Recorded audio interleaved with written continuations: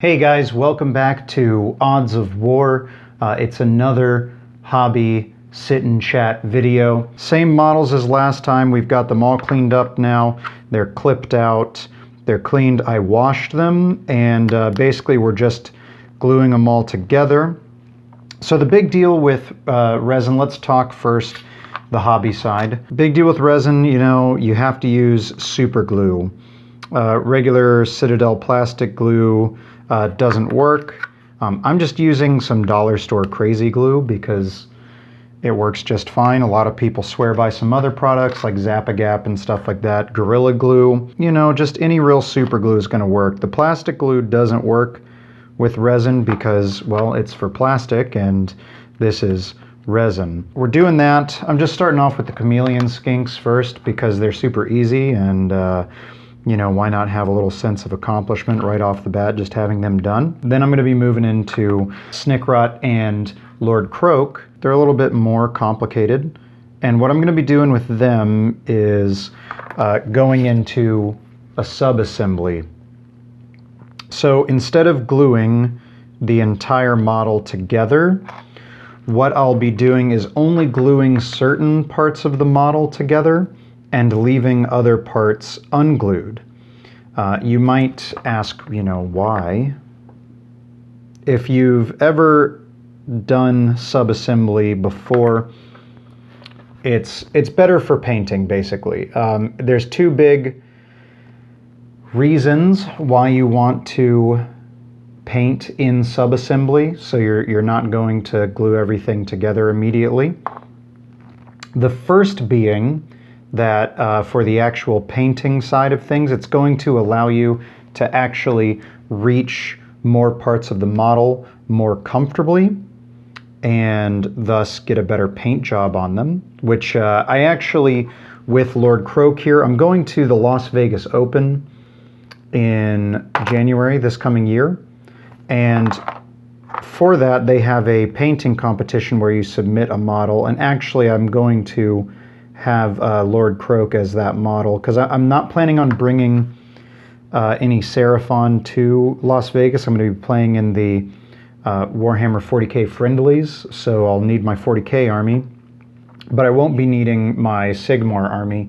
And Lord Croak is such a cool model, and he's going to be a centerpiece to my army anyway, so I really want to do him justice in terms of the paint job. And so that means, for me, that means not putting him completely together because I want to be able to take the time and do him as well as possible.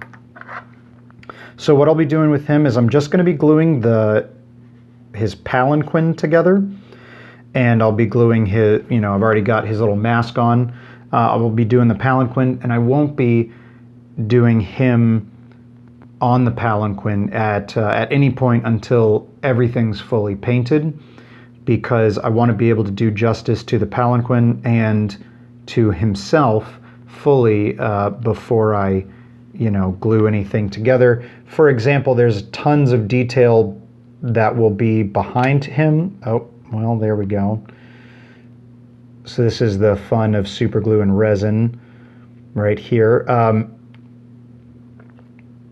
Let's just focus for a second. There we go. Well, I've now super glued my hand to the piece, so that's always fun. I want to be able to get to all of the detail that's behind him here and make sure all of that looks good and is up to a certain standard before I go and glue him on there and block out that detail for myself. The other big reason you want to glue in sub-assembly is because a lot of the wargaming community is plagued by gray plastic, and by that I mean unpainted armies or just primed armies. Basically, people are so itching to play that they don't paint all of their models, and so you end up with this situation where you are going up against someone and you have a nicely painted army and quite frankly, they do not. And you proceed to get absolutely steamrolled by someone's gray tide, whereas you have this nicely painted army that you've invested all this time in, and you get destroyed. And there's few more feel-bad moments than getting absolutely steamrolled by a gray tide army. It is not the worst feeling in all of wargaming, but I think it's up there. You don't want it to have it happen to you. And so the other reason for painting in the sub-assemblies is that it forces you to fully paint your models before you play with them, which to me is very important.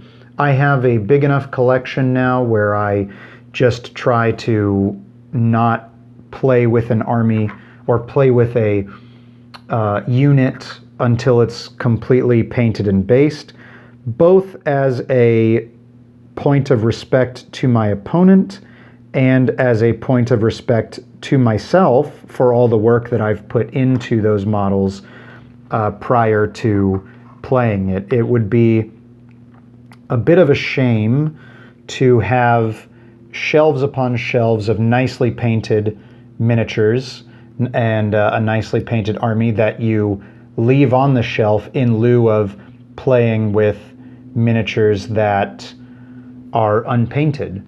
So it is, like I said, it's both a point of respect for my opponent that I'm not going to bring gray plastic against them, and it's also a point of respect to myself and the hard work that I've put into other aspects of my army. So far we've got the palanquin glued together, we've got most of Snickrot's body glued together. We're leaving off his head. Specifically for him, I actually was looking at the construction and I don't think too much of him will be a problem to get to due to his pose. So I've got his whole body together and then I've got his face separately. The reason his head is separate is because the way he has the one like sort of shush finger, it kind of blocks the face. I want to be able to really detail the face up and have it stand out and sort of be where the eye is drawn on the model. So I want to have that there. So he's good to go, got that. We just got to let him dry on his base. Lord Croak, we've got his mask glued onto his head, and we've got part of his palanquin glued together. I'm waiting on the rest to let that really set because I don't want to mess it up. So we'll move on now for a bit to the astrolith bearer, doing a bit here and a bit there. We'll get it like his leg and stuff like that. He'll be another one that we'll paint in sub-assembly because he's got this giant astrolith that's going to come down and be, you know, it sort of rests, when you look at it, sort of rests on top of his body. And I don't want his body getting in the way of painting this, and I don't want this getting in the way of painting his body. So that's the hobby side. What else are we talking about today in terms of the non-hobby aspect, the gameplay side? So I just got done putting together a couple kill teams together for some games I have coming up, you know, and it got me to thinking, you know, what exactly is it that you look for in your building of a kill team list? So, and this sort of applies to all of the levels of wargaming, whether it's kill team or 40K or Sigmar, or insert your preferred thing here. What is it that you look for? Basically, what I always look for, now with kill team specifically, there's something called the command roster, and that's really where you're going to find your balance, is that in your command roster you should have an answer for everything, right? So whether or not you're facing a heavy melee force, a heavy shooting force, a table full of terrain, a table light of terrain, a certain type of mission, you should have all the answers for all the stops in the command roster, all right? But then when you're actually building your kill team, right, you have to look at, what am I going to be facing? What is my opponent bringing? what mission are we playing? And now that's the beauty of Kill Team, actually, is that you have your command roster, and before you start, you determine what mission you're playing and all of that before you pick your 100-point kill team, or in the cases of playing commanders or elites, larger kill teams. So you're going to know what mission it is that you're playing before you delve into that. So you say, okay, well, basically, what do I want to do? And now there's sort of two prevailing modes of wisdom around what exactly you want to do with your kill team.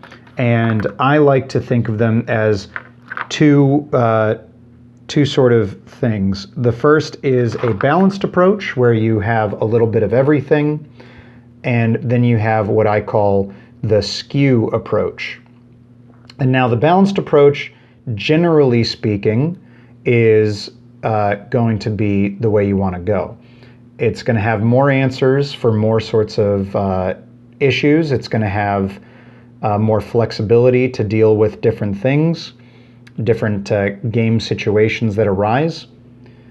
And it's going to allow you to field more of your command roster in those different types of scenarios. Now, the skew approach, though, is the potentially more interesting of the two, and you're only going to use this when you notice that your opponent maybe is lacking in a particular zone.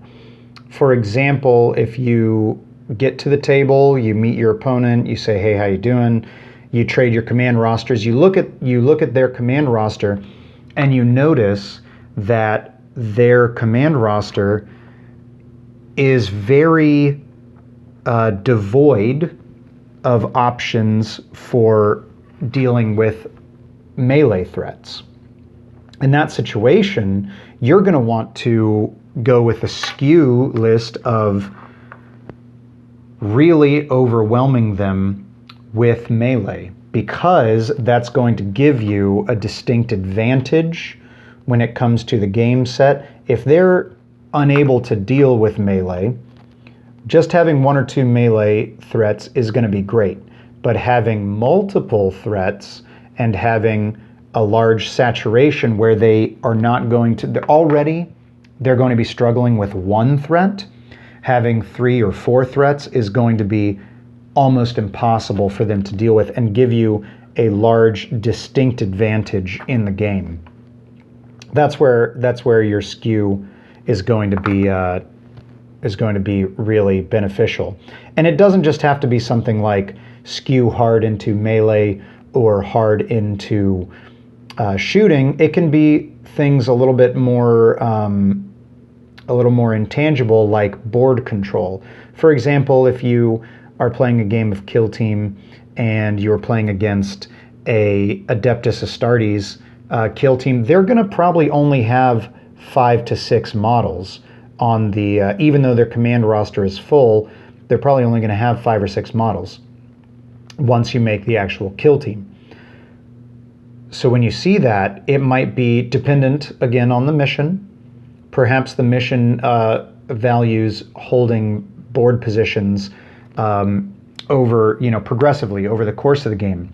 In that situation, you're really going to want to overload the board with a number of bodies, cheap bodies, because while sure they'll die quite easily to the Astartes, being the elite warriors that they are, you're going to win the mission on board control by controlling the space, by holding the objectives over the course of the game. They're not going to be able to remove enough of your army to really have an effect.